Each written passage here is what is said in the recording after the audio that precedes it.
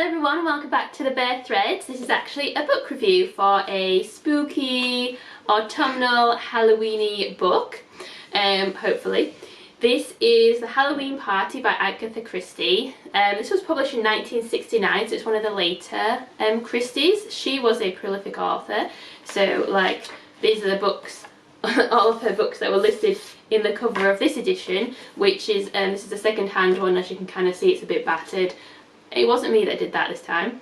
This is the 1989 edition, and I do enjoy the cover with the pumpkin and the witch's hat and the mask and the apples, the significant apples. I also enjoy the fact that Halloween still has an apostrophe between the two E's, as people used to spell it, because it was All Hallows Eve is where the name comes from. And also this edition cost £3.25 in 1989. Can you imagine if books, paperbacks like this still cost £3.25? That would be amazing. So the whole thing just seems quite quaint and from like another world, even though actually 1969 was one of the later books and not that long ago. So Agatha Christie obviously wrote lots of murder mysteries, and this is one of the Hercule Poirot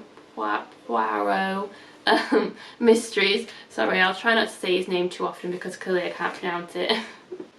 So Poirot was Christie's Belgian sleuth who came to Britain after World War II, and he used to be in the Belgian police force, and then he works in London as a private detective. So here he is kind of later in life as well. There's a couple of references to him being a bit older in this book, and so he's without some of his earlier companions like Captain Hastings, the Inspector Japp, who I know and recognise from the TV adaptations that I've seen. At this point I've basically seen all of the Poirot and Marple adaptations, I think, or stories adapted at least once, I think. So yeah, we don't get any of like the earlier cast of characters, but instead he's been called to investigate the murder of a child by his friend Ariadne Oliver, who is a slightly eccentric female author who is a character in the book, but she's in a few of the books, but she's kind of a stand-in for Agatha Christie herself, really. That's how people have interpreted it anyway. So I want to work my way through all of the Agatha Christies, but I wasn't really sure that I wanted to read Halloween Party because I have seen the TV adaptation of it, so I did know basically the plot. And a lot of the victims / intended victims are children, and it's just a bit grim, and I thought it would upset me. But actually, most of Christie's murders are famously fairly bloodless, so this actually wasn't too bad. What does upset me is that all of the characters are fairly unmoved and even unpleasant about the girl, unmoved by her death, and even quite unpleasant about her afterwards. None of them really liked her very much, including her family members, and like her siblings seemed very unbothered by this girl's death. As usual with these books from this time period, or from any time period of the past, excuse me, it always gets me how horrible people are about children, like how horrible the adult characters are about children, which upsets me mostly because I think it's probably reflective of the mindset of the times. Anyway, so Poirot and Oliver, Ariadne Oliver, his friend, believe that it's significant that the girl before she died mentioned that she had seen a murder. And even though everyone tells Poirot that she is a liar and that she was probably lying, he sets off to try and investigate who the potential murder victim could be from the past, as well as who murdered the girl. So we're investigating past events as well as these current events surrounding this girl's death. And so that as a result, it turns out there's like a whole bunch of murders and deaths that crop up in the book that people didn't perhaps realise were murders at the time.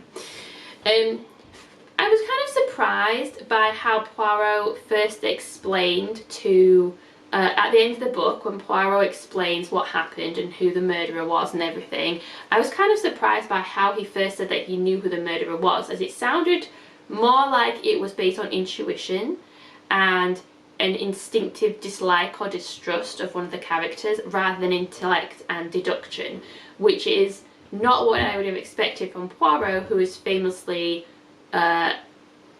you know, he famously anti-intuition, if that's the right way to phrase it, and actually Ariadne Oliver is more of the intuitive character, and he is often critical of that. So I don't know, maybe it's just the way that it kind of sounded to me, but I was kind of surprised by that. The ultimate resolution is quite convoluted, like there's quite a lot going on. I'm not sure whether or not you would ever be able to work it out, and that is of course one of the criticisms of Agatha Christie and a lot of other crime writers as well, is that they make it so complicated there's no way that you can solve the puzzle yourself. Whether that's a good thing or a bad thing or an indifferent thing, I guess is up to the individual that is reading the book. But it's not a long book. You don't really get that much chance to know all of the characters who you think might be the likely murderers, and I don't think you really have that much interaction with the actual murderer in the book before it's revealed who they are. In many ways, this is kind of why they work so well as TV adaptations or TV films, because you get to see all the important characters, and the TV producers tend to point you in the direction a little bit more towards the murderer, like you will see them more in the adaptation, so you know that they're a significant character. By this point I have seen all, if not almost all, if not all of the adaptations of Poirot and Miss Marple, so I did know who the murderer was and what the resolution of the plot and the explanation of all the twists and turns in the plot would be. And I was trying to work out whether I would have been able to work it out if I had not known that, and I'm not sure that I would have done. Also, I do know that a lot of the more recent TV adaptations really change the plot and the characters and really sex them up quite a lot as well, and that really irritates me. I don't know why you would move so far away from the source material when you could just write a new drama if that's what you wanted. So I know that some of the more recent adaptations just make stuff up, so I did wonder if the TV adaptation that I'd seen of Halloween Party had done something similar and changed the plot a bit, because when I was reading the book, even though I knew which character was the murderer, the book didn't seem to be taking us in that direction, and then it did transpire that I was right and I did know the murderer, because it is the same as the TV adaptation that I'd seen. But yeah, I guess I would kind of have liked if the book had pointed me a bit more in that direction, so maybe I'm one of those people who wants it to be a bit more figure-outable. I don't know, let me know what you think in the comments about stuff like that.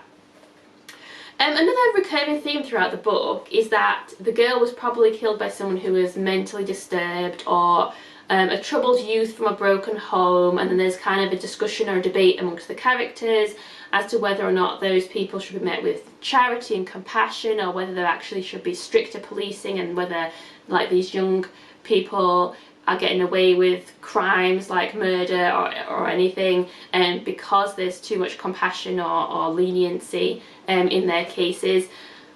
I'm not really sure that I love the sentiments of a lot of this, or really knew which way Agatha Christie was coming down in the end, and it was just repeated so often by so many characters. It got a bit oddly repetitive and a bit strange, and I didn't really care for that, and I would have personally just cut a lot of that out unless you are going to make it more relevant to the plot. I do think that a lot of Christie's work is features elements about how life and society have changed post World War II, and the general sense of anxiety that people have about the fact that their life and society has changed so much so quickly.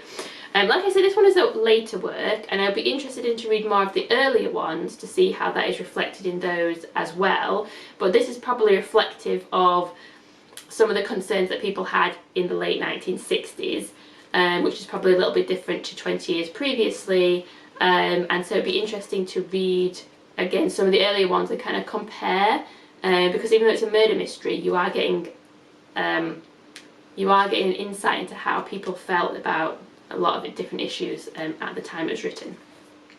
So in conclusion, without wanting to give too much of the plot away, I've kind of danced around it. In conclusion, I did enjoy this book, and I do want to read more of Agatha Christie's, oh my goodness, I do want to read more of the Poirot's in particular.